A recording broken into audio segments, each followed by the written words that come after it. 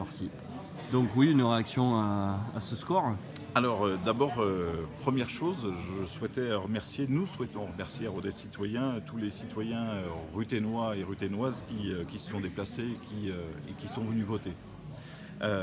Par contre, dire quand même une chose incroyable, inédite, qui est arrivée lors de ces municipales, c'est le taux d'abstention qui est très fort à Rodez, puisque on est à plus de 60% d'abstention, ce qui est complètement inédit.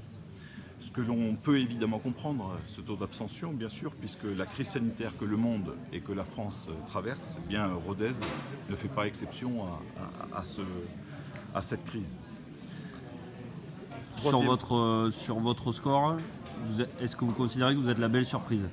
Je pense, j'y reviendrai tout à l'heure, parce que je crois qu'il y a un troisième élément qu'il faut pointer, c'est le positionnement national des autorités de l'État qui nous interroge grandement, avec des annonces complètement paradoxales, avec d'un côté l'annonce des services publics, l'annonce des commerces, et dans le même temps le maintien des élections municipales.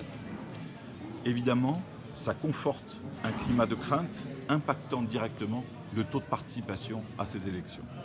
Quatrième élément qui nous interroge aussi, c'est au niveau local, dans l'organisation de ces élections.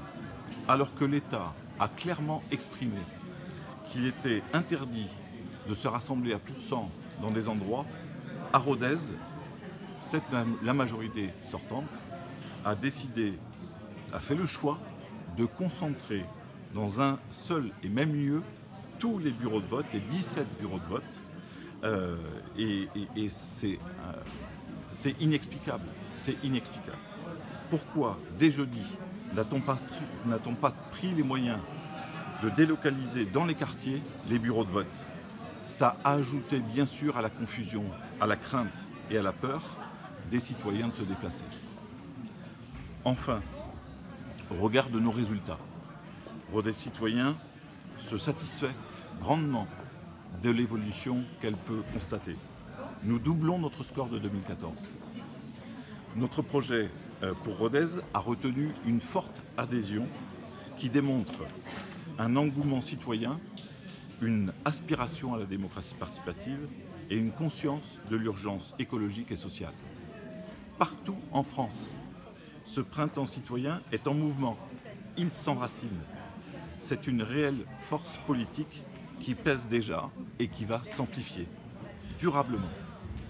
Alors, pour le second tour, Rodez Citoyen compte sur tous les citoyens, quels qu'ils soient, pour amplifier cette vague écologique et sociale.